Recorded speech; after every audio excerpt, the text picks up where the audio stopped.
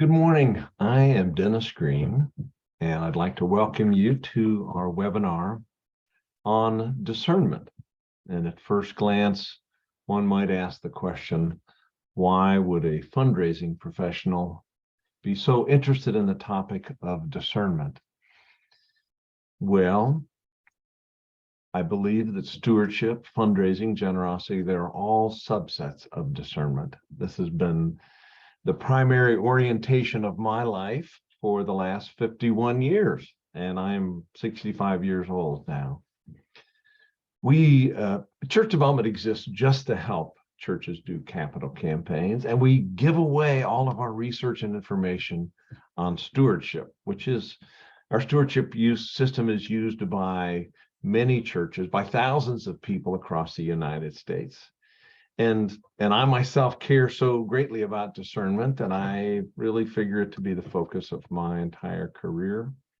And there's a reason for that. At age 22, I took a 5-day float trip down the Congo River and ended up in a war zone in Angola. And I had a gun to my head. And I was being confused for a Cuban mercenary in a war zone. I grew up Catholic, attending Catholic schools. I attended a Baptist college, and I discovered there's a couple different ways to pray. But that moment seemed like neither ways of praying was right, neither a hallelujah nor a Hail Mary. Instead, the words that came out of me as I shut my eyes, and the ocean was no longer available to me. I couldn't hear it. I couldn't feel the sun on my back or smell the salt air or the two gentlemen who were pointing guns at me. I couldn't smell them either. And it was obviously a war zone, and these were very distressed people. And as the younger one said to the older one, we need to get on with our day. And he raised his gun to shoot me. I realized I'm going to die at this point. And at that point, I shut my eyes, turned my soul towards heaven. And the prayer that came out of me was not, let's make a deal. If you get me out of this, God, I promise promise to be good. Instead, what came out of me was, dear God, into your hands I commend my soul. Take me, as it were. I'm yours. And then there was silence, and they didn't shoot me. And after a minute, I opened my eyes and blinked and looked around. And for some reason, the person who was so angry just a moment ago, he lowered his weapon. And he said to me, allez va-t'en, which in French is shoo. Now, Zaire was a Belgian colony, so they spoke French. I knew a little bit of French. I took a French class in college. I knew that meant shoo, get out of here. So I took off, thinking to myself, well, they're just going to shoot me in the back. I'll fall into the surf and be dead. But they didn't. I ran down the beach, zigzagging, and as I rounded a curve, I collapsed, just crying and exhausted, but realizing that a miracle had happened. I think about that experience on a very regular basis. And the first thought that occurred to me as I got back to my buddies down the beach outside the war zone, as I lay in the tent, I still have a picture of the tent and the beach hanging on my wall. It occurred to me that I'm now in extra minutes. I'm in overtime. I'm in extra innings. So what do I do with my life? No longer did it make sense just to get a job, but God has given me this gift. So what do I do with my life? And that was the seed of discernment in my life. And I've devoted my career to working with churches to facilitate discernment set in the fundraising context. So it's a spiritual tool. It's a stewardship guide, and it is a very different approach to church capital campaigns. Now, I welcome your questions and comments as we proceed. I'll send you this webinar. You may share this with anyone that you would like to share it with. There's a video that'll be posted on our site. You can send it out. We give away lots of resources, and the main resource I think you're going to want out of today is our template for a prayer and discernment guide for your stewardship campaign or your capital campaign. It's a template. You can modify it any way that you want, but it is just magnificent. I founded Church Development back in 1992. We've raised around $1 billion. I've made a lot of friends. That's how I met my wife and got 3 wonderful kids out of the deal. And we work with churches over and over the course of decades. And it's great to have those long-term relationships. We're very different. The ask is based in prayerful discernment and not pressure, which makes us extraordinarily different from other capital campaign fundraising firms. So this is based not just in my obsessive orientation, but it's also based in scripture as well as scientific research, which I'll tell you more about. Our results are not only do we raise the most amount of money in capital campaigns, but weekly giving increases as well, as does the level of giving through people's estate plans, which is enormous. Now, we proceed, our work begins with 1 Peter 4:10, which, as you see, like good stewards of the manifold grace of God, serve one another with whatever gift each of you has received. This is the basis, this is the foundation of discernment, the awareness that everything that we have is a gift from God. That didn't occur to me until that day on the beach when I had the gun pointed at me, when they were going to kill me. After that was over, then I realized, oh, I am the recipient of this magnificent gift of life and health and a brain and all this energy. I could do something, so what should I do? This scripture gave me guidance. Figure out how God has blessed you, and then figure out how you can be a blessing to the world. That's our challenge. So discernment is the tool to do that. So for the agenda today, first we'll cover what is discernment, and we'll break it down. And I have my favorite author, Henry Nouwen, who's written a book titled Discernment, about discernment. I remember taking a class many years ago, and I'm struggling.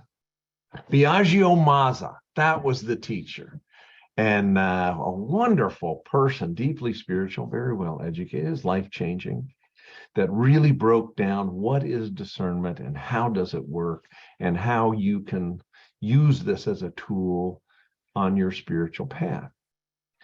Now, the second part of the agenda is extraordinarily pragmatic. Why focus on discernment in stewardship? The most pragmatic criteria would be, does it help us raise more money? That's the question. And the answer is yes, joyfully, yes. It is by far the most effective tool if you were completely secular and had no faith-based at all. It was kind of like that book, How God Changes Your Brain. It's a secular research book, and it should have been titled How a Faith Life Changes the Biology of Your Brain and Your Brain Function. If you were completely secular and had no belief in a higher power in any definition, it would still behoove you to embrace discernment, because it is so effective in raising additional funds, as well as all the other benefits of alignment with God, and Maslow would say self-actualization as well. But let's break down number 2, and we'll talk even about ratios and percentages that you can measure when you take a discernment approach. The traditional approach to fundraising is to have a pledge card you take to somebody and say, I filled it out with your amount on it. I'll wait while you sign it. Well, people hate that. It's offensive. Everybody knows it, but they do it anyway. And I propose the exact opposite, that we do not do that, that we rather, the ask is, would you please pray your way through this? Now, if they do agree to do that, we know whatever answer they come up is going to be the right answer. So if you're a pastor, if you're advising the pastor, the best ask the pastor can do is to ask, would you please pray and you discern your way through the decision? That's the ask. The ask is not, would you give me $100,000? The best ask is, would you pray your way through the process? That is the key. So we're gonna focus on the why, breaking down into percentages, and our hope, the biggest why, is we hope this becomes a lifetime practice for the people that you serve in your church. And number three, how can you do this? I have a wonderful guide, a template I'll give you. You send me an email, I'll send you the template back. The first thing you got to do is this has got to be the culture of your stewardship effort or your capital campaign. So we're going to talk about it. We're going to stress up front. This is a discernment-based process. We're going to set a time, a calendar date in which it's going to be our time of discernment, and everybody will have that prayer and discernment guide that they use as a tool. So what is it? Why is it? And how is it? So we're going to cover those things. Now, you do have a chat function. Please send me a click on the chat, and I will check on it on a regular basis to answer any questions that might come up. But let's leap into action. This will be a brief webinar. We'll go fairly quickly. Since this is a lifetime obsession of mine, I am available for your questions or discussion because it is kind of my favorite topic. As a matter of fact, a couple of years ago, I enlisted the help of the Dean of Avila College, who was retiring, to launch a research project that was secular into the discernment process of innovators and people who are considered wise. And it's perfect. The results were perfectly aligned with what I'll tell you today. So this is me, been doing this for more than 30 years. I'm a cancer survivor. I've written 4 books and had an academic piece published. As a company, we have served a couple hundred churches and we've raised tons of money. And if you're interested in that book, give me a call or send me an email. I'll send you that book for free. A lot of our research is in there, as well as a bunch of fun stories. I'm a big fan of academic research. My current hero is Daniel Kahneman, who got a Nobel Prize for his work in behavioral economics. His book is titled Thinking Fast and Slow. And I have got a 30-minute version of his book right here. Oh, I'm looking for it. It was right here a minute ago. But I recommend you get the 30-minute version of the book rather than the 500-page version of the book. Because, I mean, it'll take you a year to get through the big one. It'll take you 30 minutes to get through the little one, and you still get the same message. But I'm really I'm devoted to academic research, and I see it complements our faith lives. Just like 3rd century theologian said, faith and reason, and I can't remember the quote right now, but I'm all about faith and reason. I'm also very active in the International Catholic Stewardship Council, the National Association of Church Business Administrators, the National Association of Charitable Gift Planners, the Association of Fundraising Professionals. Anyway, I got a lot of research behind these best practices that we implement. So here's our agenda. What is discernment? Why focus on discernment, and how to facilitate discernment? So in a nutshell, discernment is prayer-based decision-making. Now, Malcolm Gladwell wrote a book on the thinking process. And the thing that sticks with me from that book is when you don't need discernment. And I memorized this because I thought, this does not apply to me in any regard. The study that he quoted was, if you have 10,000 hours of experience in addressing a singular challenge, then you are truly an expert. You don't need to discern because it is embedded in your DNA at that point. Now, I'm not an expert in hardly anything, so I need to discern every big decision. Like I look at how long did it take me to think through the decision to ask my wife to marry me? And it was about 9 months. And I had to think through a whole lot of things. And it was really cute. The thing that really helped put it over the edge was the lottery was up to 200 million. And a friend of mine asked me, well, what would you do if you won the 200 million? And I thought, well, I've been thinking about this a lot. I think I would ask that Jenny Walsh to marry me.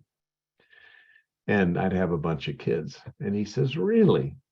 He says, do you think you could do that on your current salary, or does she really need 200 million? No, I could do it on my current salary. That really helped flip that for me. But that was after 9 months of daily prayer and discernment and getting to know her and thinking it through.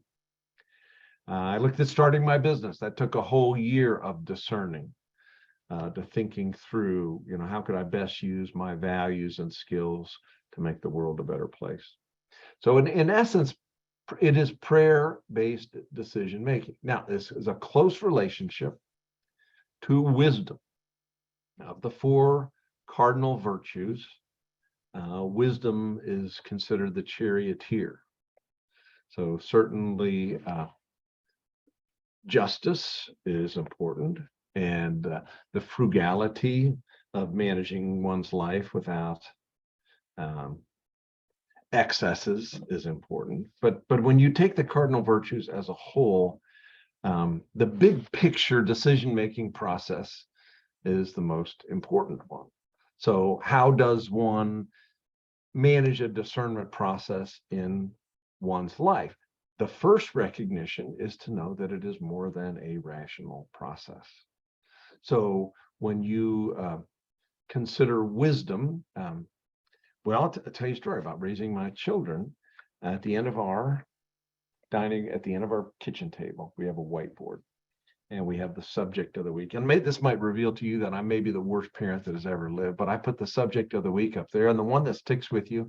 And the next time you encounter one of my children, please ask this question: what is the downside of the Cartesian paradigm? Now, that's a torturously horrible question to ask a 10-year-old. What's a Cartesian? What's a paradigm? Well, it lends itself to understanding René Descartes and his work hundreds of years ago. And it's a great idea to look at things under a microscope. But what happens if that's all that you do? If you separate things and you don't look at the big picture? What if you just look under a microscope at things? Well, you miss out on the big picture. That is the downside of the Cartesian paradigm. And the opposite of that is wisdom. So it's looking at the big picture, and it takes time and it takes effort. As a matter of fact, I now consider the discernment process to be a daily practice, where every decision during the course of one's normal life should be taken into one's time of prayer and discernment. I'm a big fan of Henry Nouwen, who has now passed away. He has a wonderful book titled The Spirituality of Fundraising, which I love, which has helped me better understand my work and understand that I'm not asking for me, I'm asking for a higher and better cause. So it's given me a lot more courage to ask for donations when I understand that there is a spirituality, and I'm inviting people to join to implement their highest and best values. Maslow would say the same thing, that fundraising is a subset of self-actualization. Well, Henry Nouwen is this brilliant, wise person who wrote this brief book on discernment. And at its core, in his opinion, it is seeking alignment with God. So how I, Dennis, might figure out my relationship with God, who has given me everything that I have. First, I must be filled with gratitude, and then I've got to figure out how I use that. So the self-discovery part is really important. Well, what am I good at? And I'm good at very few things, and I'm bad at a whole lot of things. But of those few good things, how can I do that for the greater glory of God? How can I, or another way to think of it, is making the world a better place, or to serve humankind, or to serve, as a Buddhist would say, all sentient beings. So first, I'm looking inward at what do I have to offer the world, and then I've got to look at what does the world need. Now, it's very interesting, but the best-selling management book of all time is Good to Great, and within there, the author Jim Collins has a Venn diagram of 3 circles, and he said super high-performing companies operate by these 3 circles of this Venn diagram, which fit right here under C. What are we good at? That's the self-discovery. Number 2, looking externally. What does the world need from us? And then number 3, what are my values? So I know that I've got to have this self-discovery about my skills and my values, because those are the tools and the energy that will power my life. And then Where's the overlap in terms of what does the world need? This takes a lot of time. And when you're young and you're figuring out your career life, this discernment becomes extremely important. Just ruminating on these three questions. What am I good at? What are my values? What does the world need that I could do? Now, overlaying that, when we talked about wisdom a minute ago, that's deeply intertwined with the virtues. So that we talked about the four cardinal virtues. And again, at the whiteboard on the end of our kitchen table, virtues are the muscles of the soul. So we would ask our kids when they were in the developmental stages, what virtues are you really good at and what do you need to work on? And most of us need to work on being patient and pursuing our goals gently and consistently as the vicissitudes of life unfold. So discernment, as Nouwen would propose, really becomes a path of life. So I learned meditation when I was 14. My dad paid for a meditation class. And I had a good teacher, and it took right away. And I discovered, gosh, I certainly feel refreshed after meditating for 20 minutes. And that was when I was 14. It was transcendental meditation.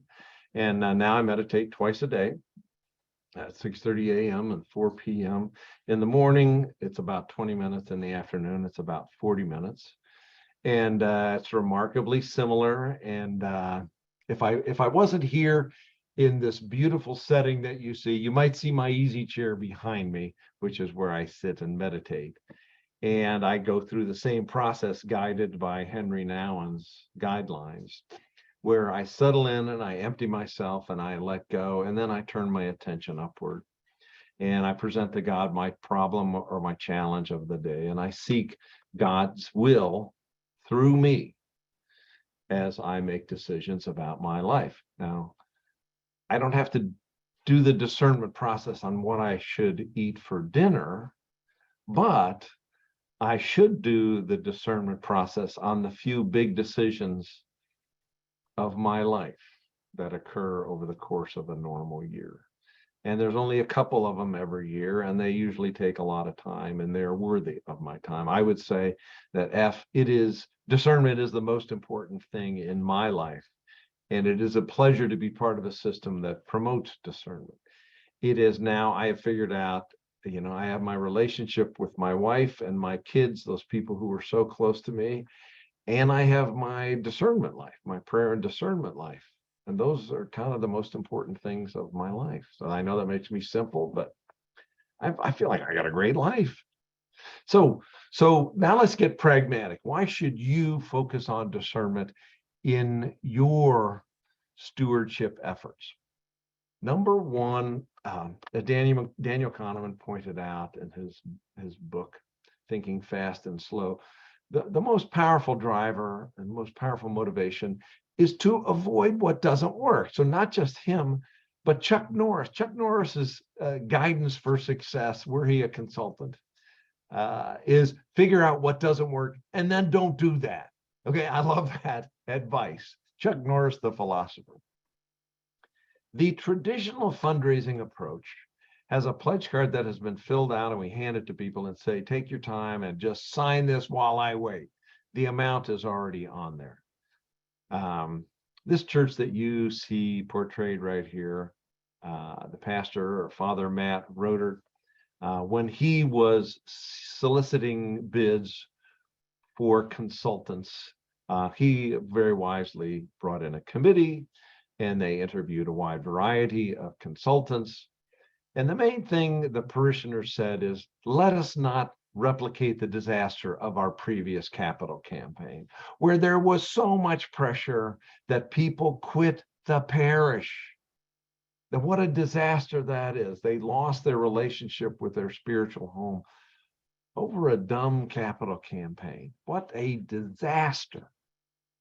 So not only does a high pressure standard fundraising approach alienate people and people leave, but unfortunately it raises less money, which money is important. It's not as important as somebody quitting, but what a disaster when you could raise more money and make people happy and contribute to their spiritual life.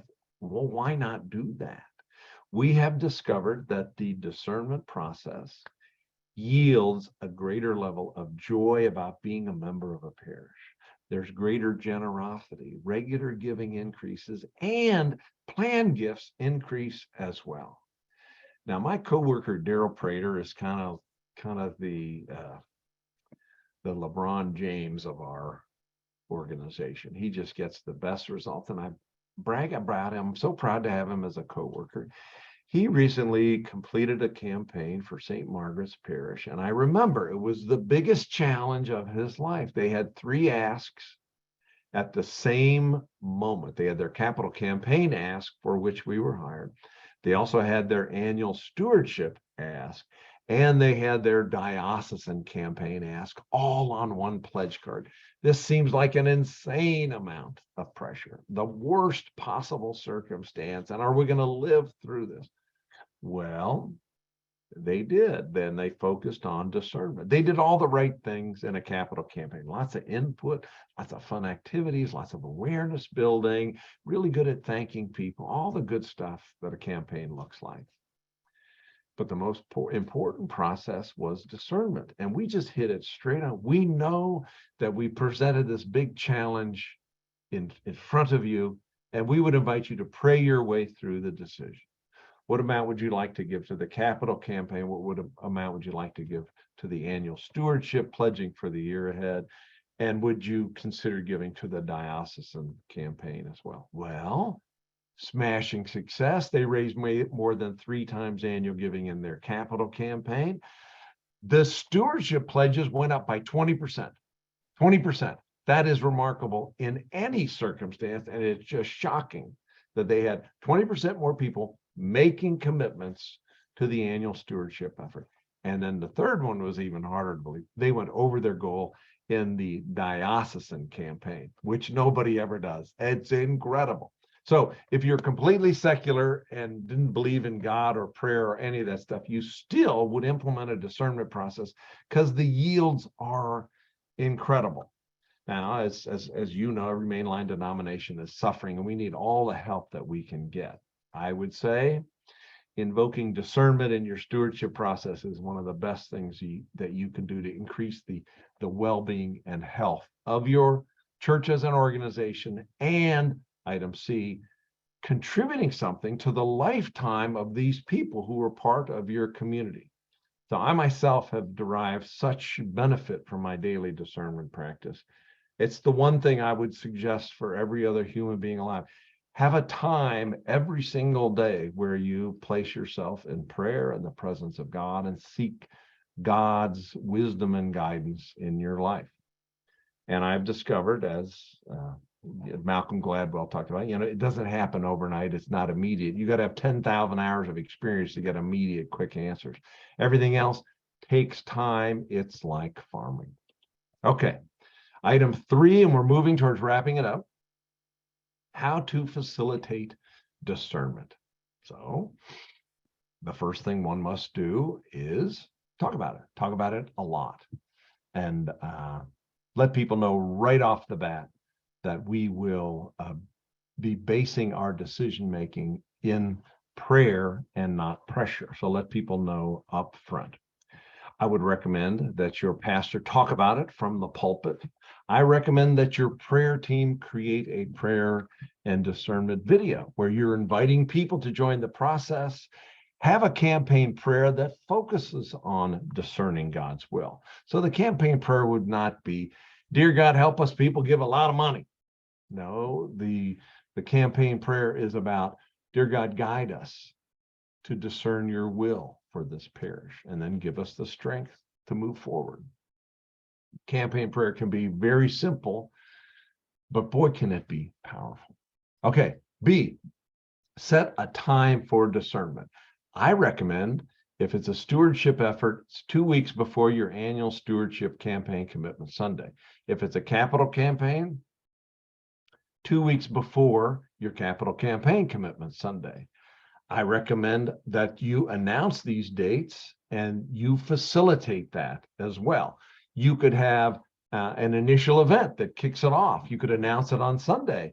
There could be time available at church where there There will be a person at church to welcome you in at a particular time every single day if you wish to be in church for your time of prayer and discernment. But setting aside a time really seems to help. Then when you create your 2-week discernment guide, which is 1 page per day, and it has the date on it for reading through, reflecting on scripture, and the prayer, which we would invite people to say and then ruminate upon. Ideally, you would have 14 authors, one for each day, in which they would share a reflection about how they have discerned God's will in their lives. And this makes a compelling story because we all have different gifts. So when we guide those authors, we say, number one, talk about how you have been given unique gifts. What are your unique gifts? Number two, how do you share those gifts? What do you volunteer for? What do you pray about? What do you give to? And then number three, how has your life changed once you adopted the discernment and stewardship mindset, which is inevitably a joyful answer. And it makes the stories are fantastic because everyone is different and unique. And I've got this church up here because I remember a prayer guide. This was many years ago, and the final author was an adult, and it was a guy that was a big burly guy, but he'd been coming to the church for many years, but now he was going to get baptized and join and officially become Catholic. And this was his first real church experience in his life, and it was his reflection, and it occurred right before Easter, and he was going to get baptized at Easter. And I will never forget his final line. He said, "It's been a pleasure joining this church. You have embraced me. I hope you're there on Easter Sunday to get me to watch me get baptized, the full immersion in the gigantic baptismal font, because I'll be wearing a Speedo." And virtually everybody who read that had heart failure, and thank the Lord he was kidding. Okay. We all came to watch him get baptized, but thank the Lord there was no Speedo involved. But the story that he told, the story that everybody tells, is unique, and it talks about their spiritual journey, and it talks about the deliberateness of discernment and how decision made in that context are the best way to proceed when you are a member of faith and want to have a relationship with God. Now, I always look beyond the church world, and my first exposure to discernment in a secular context came from Aristotle, who said the 3 key points for decision making are: number one, analyze the heck out of it. Be rational, be analytical. Spend a lot of time analyzing. Number two, consult experts. Find consultants, find experts that you can run it by them. These should be people who know you and understand the problem and ask their opinion. And they'll be a little bit more objective than you.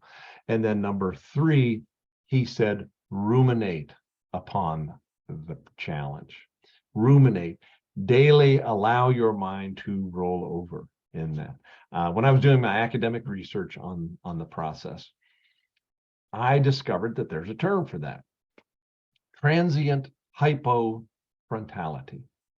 So when we are ruminating, we might be going for a walk around Luce Park, and we have the challenge in our mind, but then we sort of let it go as we go for our predetermined walk, the walk we go through every day, and it allows our minds to be free. Well, it turns out that Bill Gates, the Microsoft guy, his way of ruminating is doing the dishes at home. And I believe he could afford to have somebody else do the dishes, but he says, that's a good time for me to let my mind roam. Thomas Edison had a time and a place every single day. He sat in a chair that had arms. He held ball bearings. He'd quiet his eye. He'd shut his eyes, quiet his mind, and relax until his hands dropped the ball bearings, and that was a sound. Oh, I'm in that state of mind now. I can ruminate on my challenge. The woman who invented Spanx, her daily routine was driving home in Atlanta in traffic, where she would frequently be stopped on a 5-lane highway because of traffic jam. And that was how she would let her mind roam. J.K. Rowling came up with the idea for the Harry Potter books on her daily ride into London on the train, and frequently they'd be shuttled over to a side rail where they would sit for other trains to pass, and her head would be up against the train window, not asleep, but just her mind roaming. And she was ruminating on the question, what kind of book could a person write so kids would be interested in reading? And the answer was the Harry Potter stories, where every kid could relate to Harry Potter. So Aristotle was 300 BC, helping me to better understand this rumination, this discernment process. And then in my research, when we put portable EEG machine, now let me show you the portable EEG machine. This was created by Muse, and it actually does read my brain waves. I can put it on. I have you can put an app on your phone or your iPad, and it will read your brain waves, and you can see what state of mind you are in. Dr. Hunt and I did this with 50 different individuals, and we found those people who were highly innovative and wise had these three shared components. Number one, there was a daily ritual, a time and a way that they set aside for discernment, contemplation, rumination. Number two, they would shift to the contemplative state of mind, and they were very eloquent in describing that state of mind, which is relaxed awareness, but not analytical. It was not with other people. It was not in the middle of a discussion. It was that open state of mind that we can measure with such an EEG machine. It's 10 cycles per second. There are 4 electrical signatures for 4 different states of consciousness. 20 cycles per second is called beta, 10 cycles per second alpha, 4 cycles per second is theta, and 2 cycles per second is delta. And we know that 10 cycles per second is the rumination state of mind. Now, if you go deeper than that, you're in a very deep state of meditation, and the 2 cycles per second is closer to sleep. So we know that it is not the deepest meditation, but the twilight sort of state of mind. I like to think of it as, imagine you have goggles on, you're in the ocean, and you can see above the surface and below the surface. That's my metaphor for understanding that 10 cycles per second contemplative state of mind. And then the third component that we discovered among our 50 people that were part of our study is they had a prepared focus of their attention. They would design a question. It usually had to be it had to have an element of cortisol, an element of stress in it. I remember interviewing Mike Haverty, the CEO of Kansas City Southern, who took the stock from $5 a share to $100 a share. And his wife was there as well. He said, well, my ritual is that I have a really hard pressing question, and I define the question, and then I go to bed with a pad and a pen right by my bed, and then I wake up in the middle of the night with the answer, and I immediately write it down. And he cited as an example his innovation to put a high-speed rail line adjacent to the Panama Canal that had high-speed loaders and unloaders at each end of the canal. So there was no longer a 10-day wait at either end of the canal. You could pull your boat in, have it high-speed unloaded in 3 hours, rail, take it across in half an hour, and reload it on another boat, all within a day. So you're saving 10 or 20 days. It's a very efficient, spectacularly, as a money-making activity, which the man was brilliant, clearly. So when he said, I wake up in the middle of the night, I said, well, would you mind telling me what time in the middle of the night? And his wife said, well, yes, actually, it's at 1:30. And I said, 1:30? Well, by any chance, do you go to bed at 10:30 or 9 o'clock? He said, my goodness, that's a really specific question. He said, well, I go to bed at 10:30, but why how did you even know to guess that? I said, well, we're on a 90-minute sleep cycle. At about the 89th minute, most of us come to our consciousness is elevated from 2 cycles per second to 10 cycles per second. That's the time when we scan our environment and we roll over, and then we go back to sleep. So at that 90th minute, our brain is up to that 10 cycles per second, and that is the moment when we have those insights. And he looked at me like I was an alien. He said, that's exactly what happens. I wake up, I look around, I shut my eyes. That's when I have my good ideas. And I get up and I write them down on my pen. And I've been doing that forever.